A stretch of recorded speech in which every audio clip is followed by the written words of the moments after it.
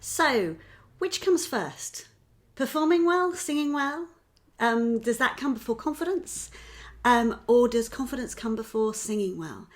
So there is this idea amongst singers that if they nail their vocal technique, or if you're a speaker, if you nail and get the perfect presentation drilled down, that then you will have this confidence and you'll go on stage going, yes, it's all going to be fine.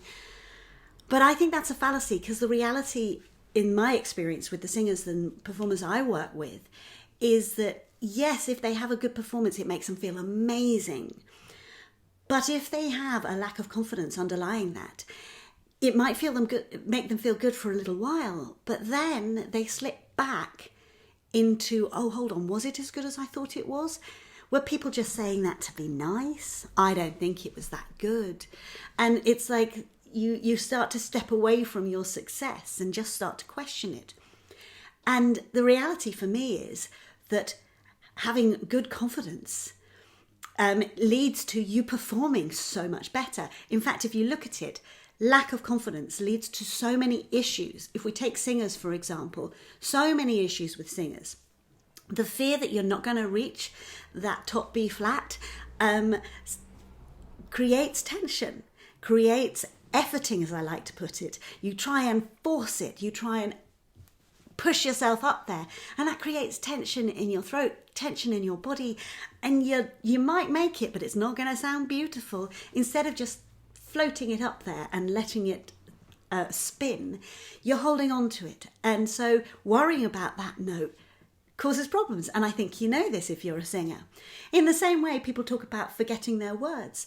Well, the fastest way to forget your words is to worry that you're going to forget your words. Suddenly your head is cluttered with, oh my goodness, what are the next words? And the space in which your subconscious may or may not have thrown those words into disappears. Now, I'm not saying that guarantees you don't forget your words, but worrying that you're going to forget your words almost guarantees that you will forget your words. It certainly makes it a lot harder to remember them. And most importantly, fear of what other people are going to think, fear that you might not be good enough, is what stops us truly leaning into a performance, truly giving it our all, expressing ourselves, communicating and connecting with the audience in this really committed way. If we fear what they're going to think because we lack confidence, then we hold back.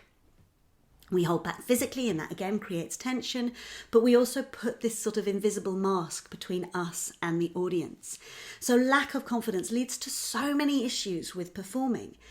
And the reality is, it's not actually that hard to change your confidence. You can change the voice in your head. That one that goes, oh, I don't think you're going to get that. Or, oh, look at that. You did that again. That self-sabotaging, self-critical voice that you know completely destroys your performance, or at least takes it down a notch or three.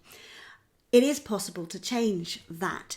And the way of changing that sometimes just starts with listening to how you talk to yourself and understanding, one, the reason you talk to yourself that way, and two, how you change that pattern.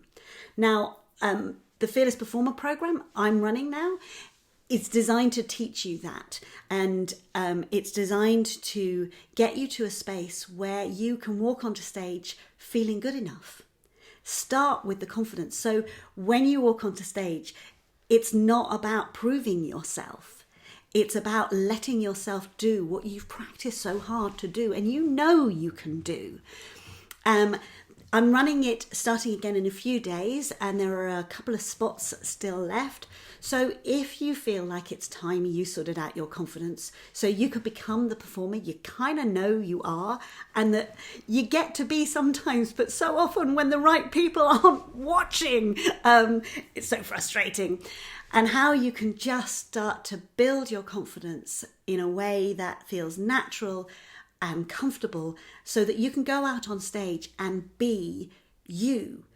Whether you're playing some wonderful role, at the core of it, you're not hiding yourself, you're not holding back, you're not worrying, and you're not self-sabotaging. Anyway, get in touch if you think it might be for you. Thanks for listening. Bye-bye.